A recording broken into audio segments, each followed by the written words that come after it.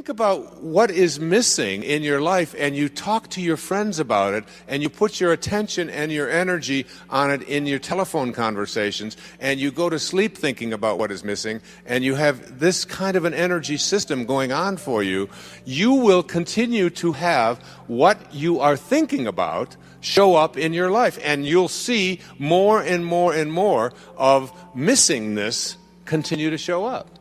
You can't think about and put your energy on what is missing unless you want it to keep being that way in your life. So that's the first thing you want to shift. That's the first obstacle to reaching this state of what I call intention. Secondly, if you put your thoughts on what is, you will continue to attract what is into your life. Now, I'm going to suggest something very strange up here right now. I told you when it gets weird, that you have the ability to put your attention on an inner mantra that I have recorded in a CD called Meditations for Manifesting, that came to me from a teacher 2,300 years ago, named Patanjali in India, who taught people at that time, when this is before the Middle Ages, this was like when people hadn't been out of caves too long, was teaching people how to levitate, and was teaching people how to bilocate, and was teaching people how to have the gift of fish and loaves 300 years before Jesus showed up on this planet. And his aphorisms of Patanjali are a big part of the spiritual solution to every problem. And what he suggested at that time is a meditation called japa.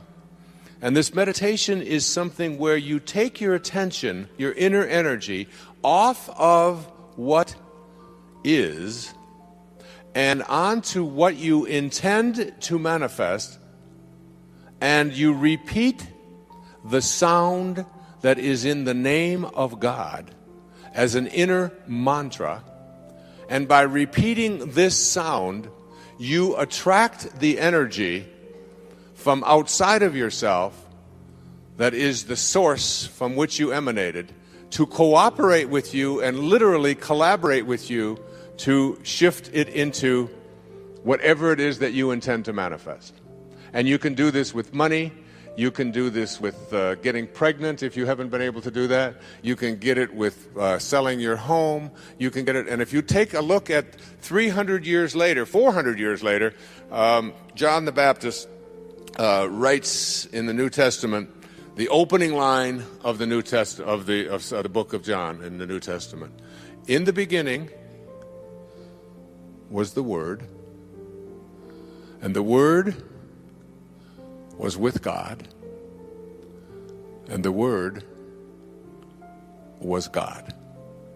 As strange as it may sound to you, based upon the conditioning that you have had, just like Ivan Illich, the repetition of the sound as an inner mantra is a way of getting in the gap. And it is a way of, when you repeat this sound, attracting whatever energy, that dormant forces that are out there, into your life to have whatever you need show up. And all I can say to you is, I stand up here before you tonight from my heart telling you that it has always worked for me. It is a meditation practice. It is so powerful. And I can't tell you how many people have been practicing it, including Gary, who spoke to you here today.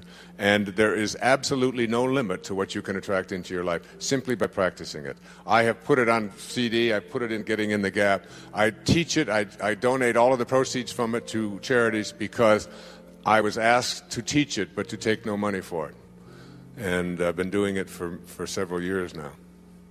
If your thoughts are on what is, let's just say you've got a disease process. Cancer, arthritis, the flu, a cold. If your thoughts are on, if you get a sniffle and your thoughts are on, this is in my nose today, but tomorrow it'll be in my throat. On Wednesday, it'll be down in my chest. On Thursday, I'll probably have a fever. I'm going to have to take Friday off. Now, it's Monday morning, and you've got a sniffle, and in your mind you're taking Friday off with a fever. If this is how you have trained your mind to work, to put your attention on the circumstances of your life, self-actualizing people, Abraham Maslow was a great teacher of mine. I was blessed to know him. I was blessed to be one of his devotees. He died on the 14th of June, 1970, in the same hour that I walked across the stage at Cobo Hall in Detroit receiving my PhD. In the same hour. He passed the baton on. He said, I've taught self-actualization to the academic world. Now you take it to the masses. And Maslow said, self-actualizing people are distinguished from everybody else with this sentence: they must be what they can be. They must be what they can be. And one of those 10 secrets for success and inner peace is that you can't solve a problem with the same mind that created it. And know this, that your mind created everything in your life that you call a problem. And self-actualizing, highly functioning people who live at these extremely, extraordinarily high levels of consciousness never put their thoughts on what is if they don't like what is. Because if your thoughts are on what is, and you despise what is, and if you look at poor people, if you look at unsuccessful people, if you look at sickly people, if you look at tired people, if you look at addicted people, you will see people who put their attention constantly on their problems, on what is wrong, on what isn't working, on what I can't do, and so on. They'll tell you about it, they'll focus on it, and when your thoughts are on what is, and what you think about is what expands, you continue to attract more of what is into your life. When I had a practice, I had a woman who came to me who said, I just went through a divorce 7 months ago, and I've been dating, and I've dated 4 different men, and all 4 of them have used me as a sex object. And every single one of them called me up after the first date and were mistreating me, and they didn't have any respect for me, and that was the end of it. And she said, I'd like you to talk to all 4 of these men. And I said, there's only one common denominator here. You are attracting into your life what you are putting your attention on. It's called the Job effect. You can't think about what is missing, and you can't think and put your energy and talk about what is if you don't like what is. Can't do that unless you want more of that to show up. Third, you cannot put your attention or your thoughts or your energy on what always has been. If you put your thoughts or your energy on what always has been is what will continue to show up into your life. What always has been is the wake of a boat.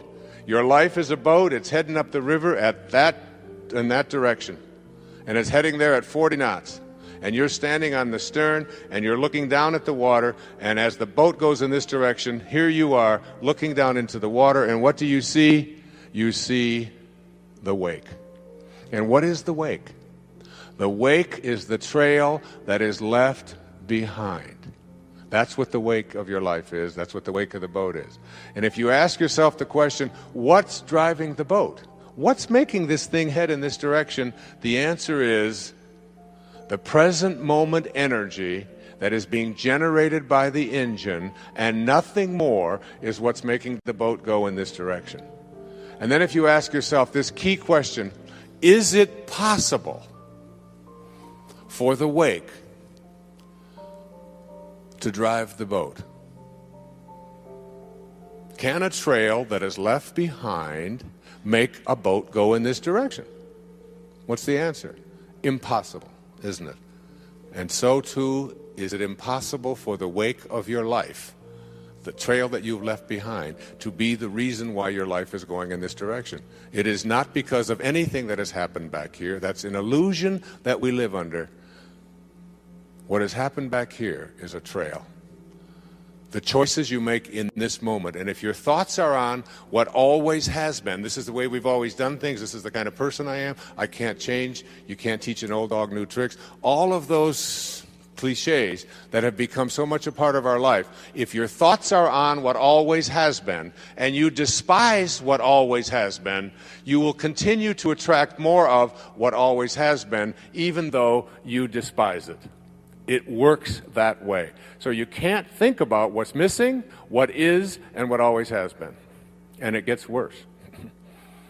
You cannot think about and put your attention on what they want or expect for you if you want that to change in your life.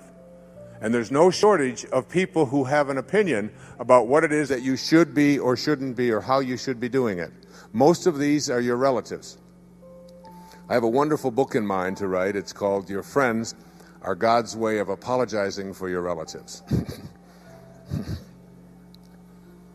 But if I talk to your relatives, they laugh too. So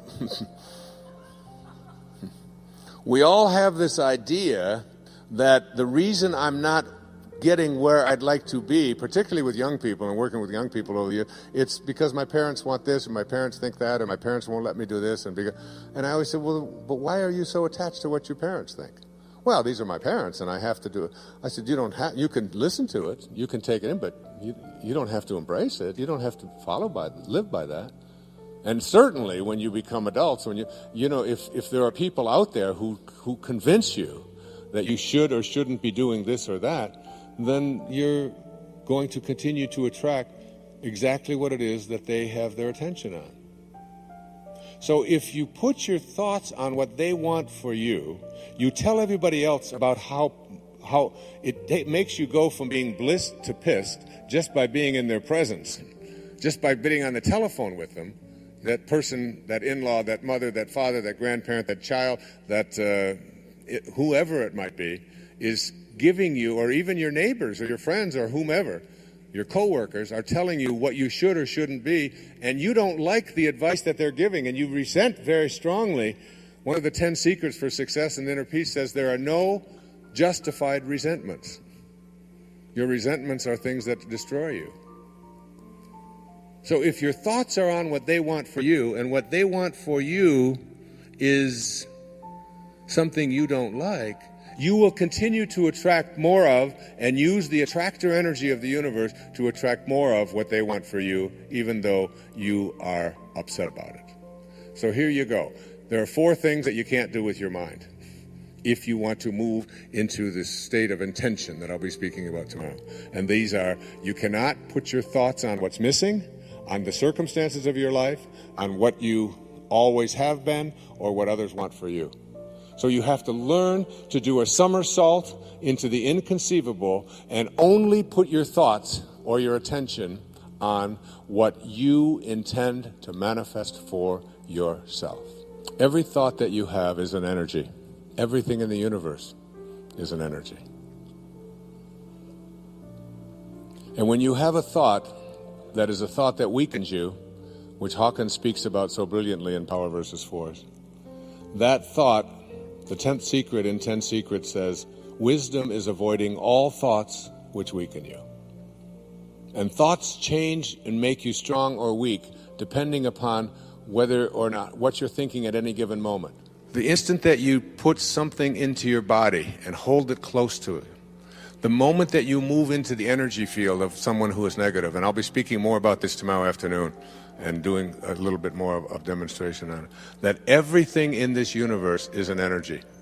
I have the prayer of St. Francis on which I'll be reciting tomorrow, and Sky will sing for you tomorrow, on a card that is produced by a woman who lives in a wheelchair. And also, and all it takes is to be in the energy field. If I had Linda hold this up next to her, it would strengthen her. Just the words. Energy is in everything.